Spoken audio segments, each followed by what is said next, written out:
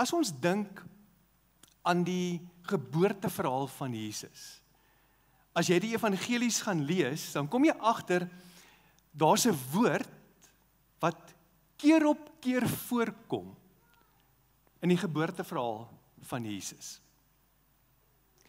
Inteendeel, dis 'n woord wat die heeltyd voorkom in die Bybel. As jy die eerste bladsy van die Bybel oopmaak, verskyn hierdie woord op die eerste bladsy. As jy blaai na die laaste bladsy van die Bybel, vind jy dieselfde woord. Daar's sommiges wat skryf oor hierdie woord en hulle meen dat hierdie woord is die belangrikste woord in die Bybel. Hy kom voor keer op keer op keer. Wat is hierdie woord?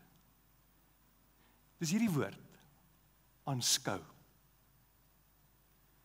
Ons Afrikaanse vertaling gebruik nie die woord aanskou nie, maar in Engels die woord behold.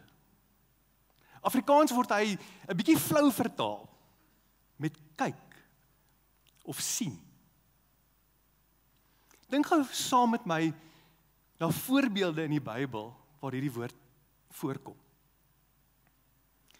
Die eerste bladsy op die Bybel, Genesis 1:29. God skep die mens, hy seën die mens, en een van die eerste woorde aan die mens is kyk. Reg deur die Ou Testament, veral in die profetiese boeke, vind ons deel van profeseë hierdie woord. Jesaja 43 vers 19. Kyk, ek gaan iets nuuts doen. In die lewe van Jesus, soos ek genoem het, die geboorteverhaal, Maria hoor, aanskou of kyk. Josef hoor, die herders hoor, dis die Simeon, 'n ou man wat staan met die baba Jesus in sy arms, een van die eerste persone, binne die eerste dae van Jesus se lewe op aarde, staan hierdie man met die baba Jesus in sy arms, en terwyl hy hierdie babietjie vashou, hierdie woorde, kyk. Van die disippels in Jesus se lewe het hierdie woord gebruik. Ek dink aan Johannes wat op 'n keer na Jesus toe wys en sê, kyk, daar is die lam van God.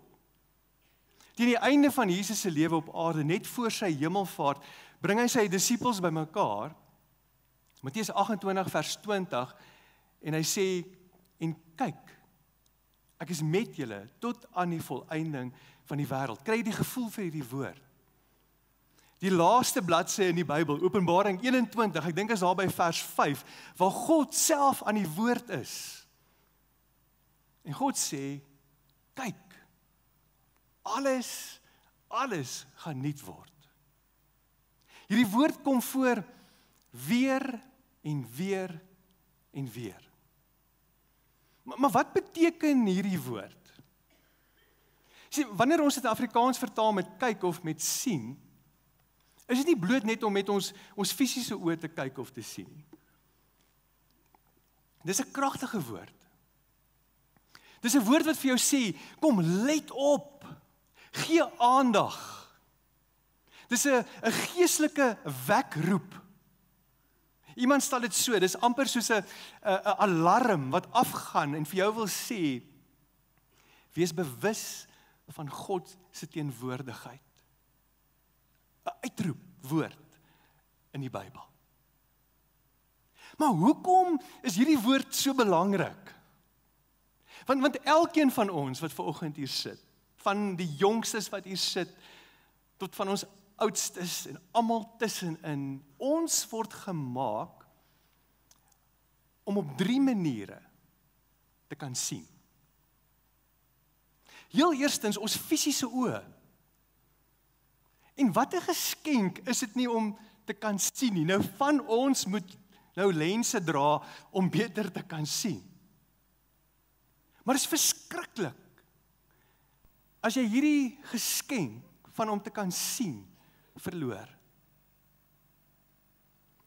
Ek het 'n oom geken, Derrick Greef, een van die beste fisioterapeute in die noordelike voorstede in Kaapstad. Elke week as oom Derrick, as hy by die kerk ingestap het, het hy sy tong in die kies, nou hy was blind gewees, En dan skud ek sy hand, dan sal hy vir my sê, dis lekker om jou te sien. En dan glimlag hy, daai stoute glimlag. En dan wanneer hy weer stap, sal hy sê, sien jou volgende week. En dan wil ek vir hom sê, oom, sien. Maar die geskenk om met ons fisiese oë te kan sien. Daar's 'n tweede manier van kyk en van sien. Dis ons oë van ons verstand. Dit is 'n bietjie dieper kyk, waar jy nou begin analiseer wat jy sien. Begin oordeel wat jy sien. Maar dan sal hierdie derde manier van kyk. Die Bybel praat van ons geestelike oë. Dis wanneer jou kyk, jou sien, jou bring by 'n plek van bewondering, van aanbidding. As jy dink aan 'n sonsondergang en jy dink aan hierdie 3 maniere van sien, as ons met ons fisiese oë na 'n sonsondergang kyk, dan sien jy die verskillende kleure. Jy sien die wolke dalk. Jy sien beweging. Dit is wanneer jy met jou oë van verstand kyk en jou verbeelding, waar jy begin analiseer en jy sê maar, hierdie sonsondergang, ek sien nie die kleure nie, maar hierdie praat van my van vrede en van rus teen die einde van 'n dag. As ons na hierdie selfde sonsondergang kyk met ons geestelike oë, dan voel dit vir jou asof jy moet stil sit en amper net moet bewonder en jy bewus raak van God se groot teenwoordigheid. Ek dink jy kry die gevoel van hierdie 3 maniere van sien. En nou hierdie woord behold. Waar jy en ek in hierdie adventtyd genooi word om nie net met ons fisiese oë te kyk nie, maar dieper te kyk met ons geestelike oë. Paulus skryf hiervan in Efesiërs 1 vers 18. Hy begin hierdie gebed en dan sê hy, ek bid dat hy julle geestesoë so sal verhelder dat julle kan weet. En dan gaan hy aan om te sê wat hy bid ons moet sien. Die geestelike reis, geestelike groei bestaan daarin dat jy en ek nie net met ons fisiese oë kyk nie, maar dat ons op al 3 maniere sal kyk. En hierdie seisoen, die woord aanskou.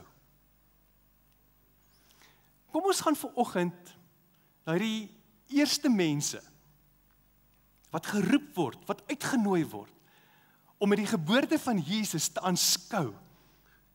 Maria en Josef. En die tema vanoggend is aanskou in stille gehoorsaamheid. Maria. As ons Maria leer ken in die evangelies, is sy 'n jong meisie. Sy's 'n jong tienermeisie, sy's verlief en sy's verloof. Julle weet hoe dit is om verlief te wees. Hier's 'n paar verloofdes wat ook vanoggend hier sit. Sy kom uit 'n dorpie uit Nasaret, wat 'n baie klein dorpie is, 'n onbekende dorpie. Niemand het geweet, min mense het geweet van Nasaret. Inteendeel, as jy Nasaret gesoek het op 'n kaart in die 1ste eeu, het jy dit nie sommer gekry nie. Maar God het geweet van Nasaret. As jy vanoggend hier sit en dit voel vir jou, weet God van my situasie. Nasaret, hy sien raak, hy weet daarvan. Sy's verlief, sy's verloof, en hulle is besig om in hulle troue te beplan. Dalk het hulle gekyk al na trouvenues in en om Nasaret. Die fotograaf is bespreek. Op haar Facebookblad of op haar sosiale media het sy sekerlik al die dae begin aftel na die dae van die troue wat gaan aanbreek. Haar troue is deeglik beplan. En nou kom God en hy kom onderbreek hierdie plan van hierdie jong meisie.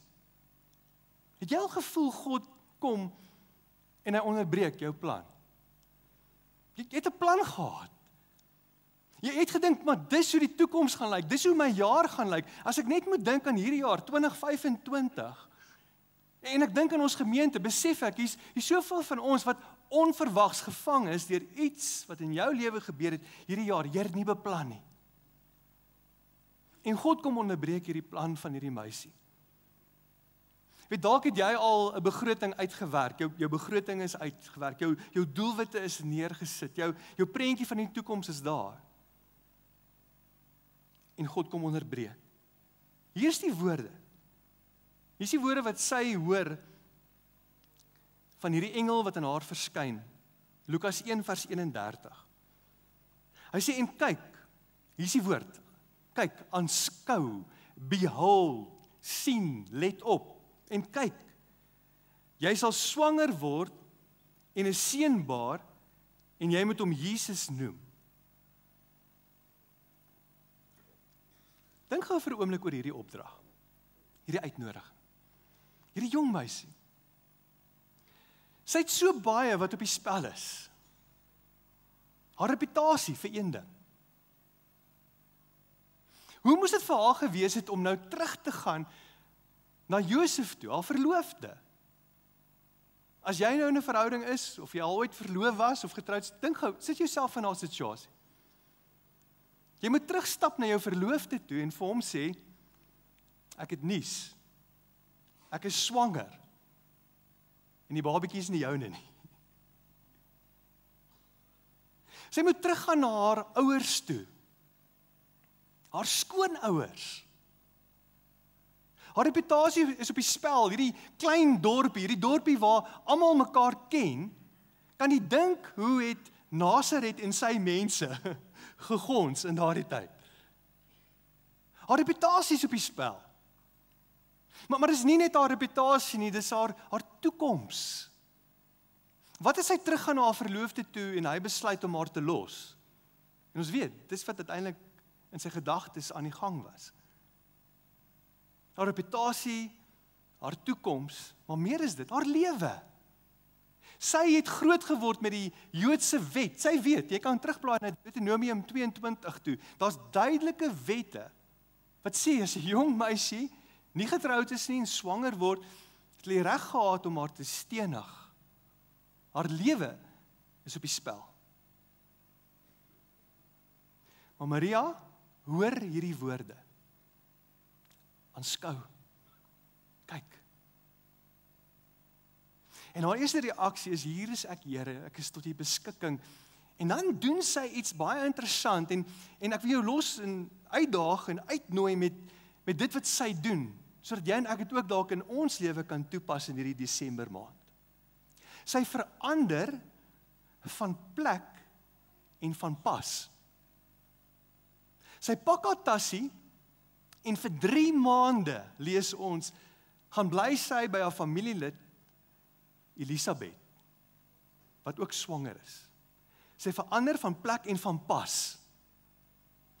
Ek weet, ek kom agter die afgelope paar jaar in my lewe hoe belangrik dit is om van plek en van pas te verander. Om te help dat jy en ek kan aanskou, kan sien wat God in ons lewe doen. Hier's baie van ons wat die voorreg het om hierdie maand van plek te kan verander. Jy gaan vir 'n paar dae, gaan jy dalk reis en jy gaan in 'n ander dorp wees. Dalk in 'n ander provinsie. Dalk in 'n ander land.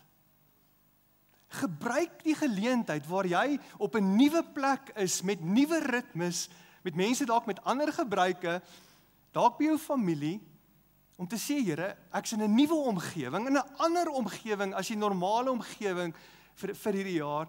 Gebruik hierdie plek om met my te praat. Maar sy verander nie van plek, sy verander ook van pas. Haar ritme verander. Ons het nodig, as ons regtig die stem van die Here in ons lewe wil hoor, het ons nodig om van pas, van ritme te verander, om stadiger te beweeg. Weet, ons ken spoed, ons wêreld ken spoed, ons lewe op 'n planeet wat vinnig beweeg. Ons planeet beweeg teen 'n snelheid van 107.000 km/h om die son. Dis ongeveer 30 km per sekonde. 1, 2, 3. Ons planeet beweeg teen 'n spoed van 1670 km/h om sy eie as. Ons ken spoed. Maar ons beweeg ook vinnig. Die spoed waarteen ons lewe in 'n jaar is vinnig. In die begin van die jaar het ons vir mekaar gesê, ons sê vir mekaar in die begin van 2025, voorspoedige nuwe jaar, en dan spoed ons voort. Ons pas is vinnig. En spoed kos ons. As ons op die vinnige paaie wil klim, baie keer die veilige paaie, snelweë, moet ons tolgeld betaal. Tolhekke is duur. Dit kos ons. Maar spoed kos ons nie net aan tolgeld nie, dit kos ons ook soms aan boetes. Maar ek weet, as ek nou die gehoor kyk, julle kry nie boetes deur die loop van 'n jaar nie. Ek het julle vertel van my ondervinding en hier's my belydenis, ja, ek het 'n boete gekry op Helen Joseph. En toe die dame my aftrek, dan vra hulle mos daai moeilike vrae. Julle het seker al gehoor van daai moeilike vrae. Die eerste vraag, meneer, weet jy hoe vinnig jy gery het? Hoe moet ek weet? Seker nie te vinnig nie. En dan die tweede moeilike vraag, waar werk jy? En dis moeilik as jy vir 'n kerk werk. Nou moet ek sê kruik. Nou vra sy vir my, maar wat is kruik? En sê ek, dis 'n kerk. So ek sê, kerk. Wat se beroep is jy? En nou, omdat jy baie ingenieurs is, toe sê ek, maar ek is 'n verhoudingsingenieur. Ek wil nie sê ek is 'n pastoor nie. En sy wil so skryf verhoudingsingenieur. Sy sê, what is that? Ek sê, 'n pastor. En toe haar reaksie, I'm so sorry. Spoed kos ons, tolhekke en in boetes. Fisies kos dit ons, maar spoed kos ons meer as net die fisiese. Dit kos ons emosioneel. So baie van ons verhoudings is op die oppervlak, want ons leef te vinnig, ons leef nie teen die spoed van verhoudings nie. Dit kos ons. Hoeveel van ons geestesgesondheid en die uitdagings waarmee ons sit, is as gevolg van die spoed waarteen ons leef. Dit kos ons geestelik. Ons sukkel om die stem van die Here te hoor. Wanneer laas jy die stem van die Here gehoor? As ons te vinnig lewe, gaan ons nie die stem van die Here hoor nie. Dit kos ons. Maar Ria verander van plek en van pas. Ek wil jou nooi vir oggend, en hier is die eerste uitnodiging, as ons wil aanskou, kom ons verander ons pas. Het jy gejaagdheid al in jou lewe opgelet? Deur die loop van die afgelope paar jare in my lewe, het ek gereeld gejaagdheid opgelet, en ek deel dit graag met jou, want daar kan jy ook hierdie oplet in jou lewe. Ek het dit opgelet toe ons kinders baie klein was, en dit my beurt was om hulle in die bed te gaan sit, en ek vir die storieboek moet lees. En nou kan hulle nog nie lees nie, wat pappa dan doen, wat gejaagd is, hy skiep 'n paar bladsye. Ek weet dis van die pappas wat dit ook doen, moenie so heilig lyk nie. En ek onthou dan sê my dogtertjie vir my, pappa, vanaand klink die storie anders. Want ek begin met bladsy 1 en dan blaai ek om na bladsy 5, om vinnig hierdie storie net klaar te kry. Ek sien gejaagdheid, as ek soms in die oggend ontbyt eet, en ek kom agter, ek kan sit nie rustig om ontbyt te eet nie, ek staan by die kombuis toonbank, en ek staan en eet, want ek wil vinnig klaar kry. Gejaagdheid. Ek let gejaagdheid op in Checkers, wanneer ek staan in die ry van 10 items en minder, en ek skelmpies na die persoon voor my se maandjie kyk, en ek tel of hulle regtig 10 items het, want verdien hulle om in daai ry te staan. Ek kom agter, daar's gejaagdheid in my lewe, wanneer ek op die N17 ry Johannesburg toe, en by die eerste tolhek kom, en ek nou moet besluit, waar gaan ek betaal? Wat is die kortste ry? Watter voertuie staan in die ry? Wie gaan vinnigste wegtrek? En as ek regtig die dag gejaag is, kyk ek wie se bestuurder, om te sien, gaan hierdie persoon vinniger ry, of stadiger ry? Ek weet nie, of jy al gejaagdheid in jou lewe opgelet het nie. Ek het hierdie jaar 'n doelbewuste besluit geneem om die woord gou uit my woordeskat uit te haal en ek sukkel daarmee. Want ek het agtergekom, ek sal baie keer sê, kom ons bid gou, of ek gaan gou ry, en dit is 'n simptoom van 'n dieper gejaagdheid in my lewe.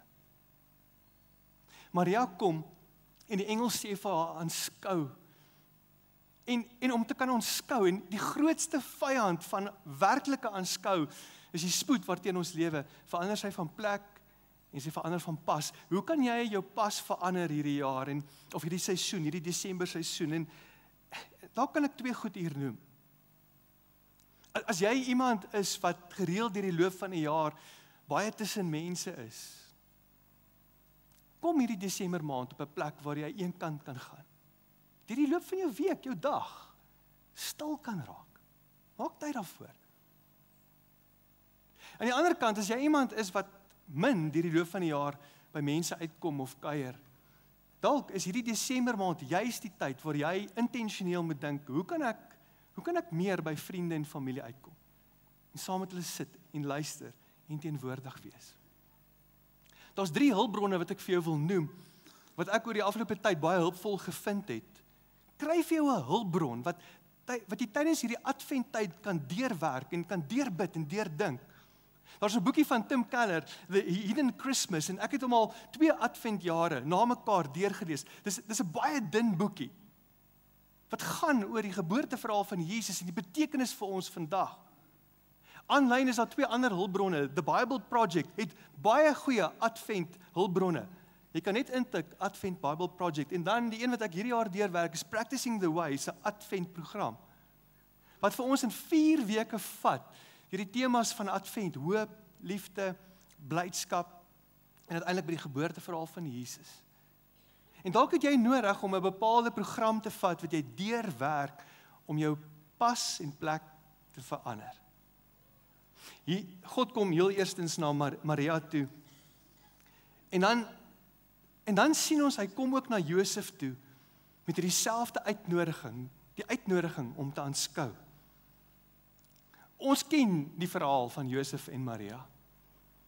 Josef het op sy eie gaan sit in stilte, en hy het oorweeg om van Maria te los, om hierdie verloving te verbreek.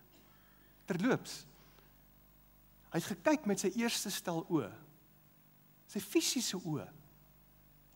En dan beleef Josef hierdie aanskou oomblik. En ek wil dit vir ons lees uit die Engelse vertaling uit, die Afrikaanse vertalings, ergens het hierdie woord verlore geraak in van die vertalings. Maar kom ek lees uit die King James uit. Hy sê, but while he, as Joseph, thought on these things, en hier is die woord, behold, the angel of the Lord appeared unto him in a dream, saying, Joseph, thou son of David. Nou, daar is baie mooi woorde, thou son of David. Fear not to take unto thee Mary thy wife, for that which is conceived in her is of the Holy Ghost. Joseph, behold, aanskou. Moenie net met jou natuurlike oë, jou fisiese oë kyk na hierdie situasie nie. Het is interessant dat God met hom praat in 'n droom. Die oomblik toe hy sy natuurlike oë, hierdie fisiese oë toemaak, is daar 'n ander manier van kyk.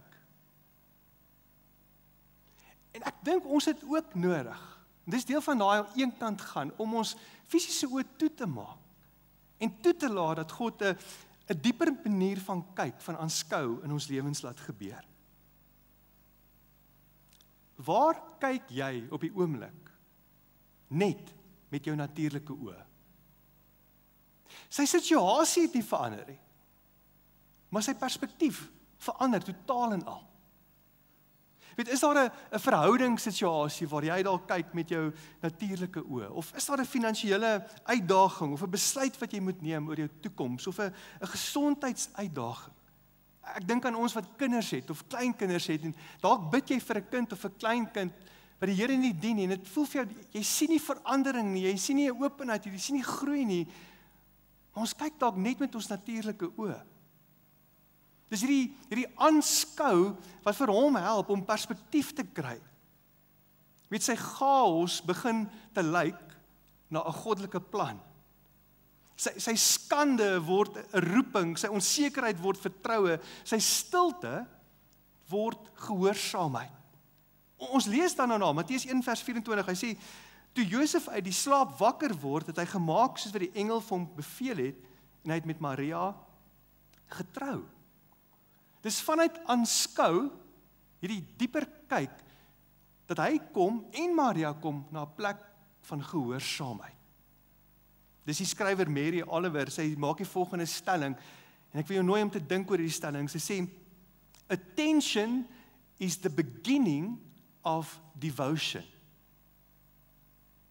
Attention is the beginning of devotion. Dis die begin van gehoorsaamheid, die begin van aanbidding.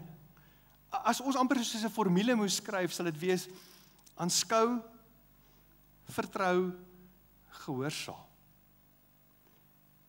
En ek wonder, waar wil God jou en my bring, hierdie seisoen, na 'n plek van gehoorsaamheid?